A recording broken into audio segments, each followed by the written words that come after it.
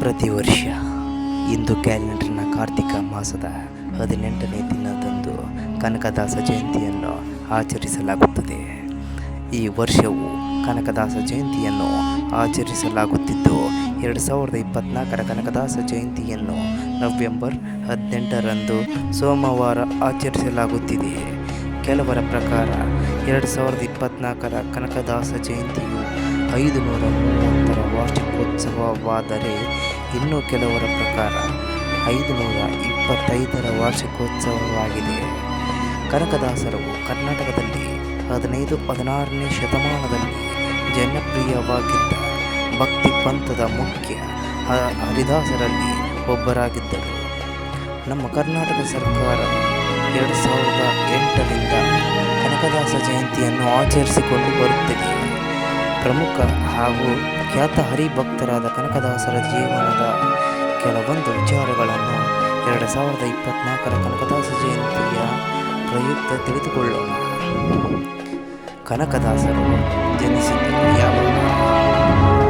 ಹರಿಭಕ್ತರಾದ ಕನಕದಾಸರು 1590 ಹಾವೇರಿ ಜಿಲ್ಲೆಯ ಶಿಗ್ಗಾಂವಿ ತಾಲೂಕಿನ ಬಾಳ ಗ್ರಾಮದಲ್ಲಿ ಹಿಂದೂ ಕುರುಬ ಜನಾಂಗಕ್ಕೆ ಸೇರಿದ್ದ ಬಚ್ಚಮ್ಮ ಮತ್ತು ಬೀರಪ್ಪ ನಾಯಕ ದಂಪತಿಗಳ ಮಗನಾಗಿ ಜನಿಸಿದರು.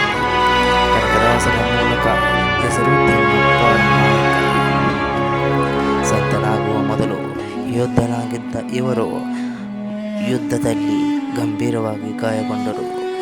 ದೇವರು ಲೀಲೆಯಿಂದ ಬದುಕುಳಿದ ನಂತರ ಅವರು ಯೋಧನಾಗಿದ್ದ ಕೆಲಸವನ್ನು ತ್ಯಜಿಸಿ ಹರಿದಾಸರು ಮತ್ತು ತಮ್ಮನ್ನು ದೇವರ ಸೇವೆಯಲ್ಲಿ ತೊಡಗಿಸಿಕೊಂಡರು. ಕನಕದಾಸರ ಕೃತಿಗಳು ಯಾವುವು? ಕನಕದಾಸರ ಕಾವ್ಯಗಳು ಕರ್ನಾಟಕ ಶೈಲಿಯಲ್ಲಿ ರಚನೆಯಾದ ಕಾವ್ಯಗಳಾಗಿವೆ. ಅವರು ತಮ್ಮ ಎಲ್ಲ ಹಾಡುಗಳಿಗೆ ಕಾಗಿನೆಲೆ ಆದಿಕೇಶವನ ಎಂಬ ಕಾವ್ಯನಾಮವನ್ನು ಬಳಸಿದ್ದಾರೆ. ನಳಚರಿತ್ರೆ, ಹರಿಭಕ್ತಸಾರ, ನೃಸಿಂಹತವ, ರಾಮಧಾನ್ಯ ಚರಿತೆ ಮತ್ತು ಮೋಹನರಂಗಿಣಿ ಅವರ ಕೆಲವು ಪ್ರಸಿದ್ಧ ಕೃತಿಗಳು.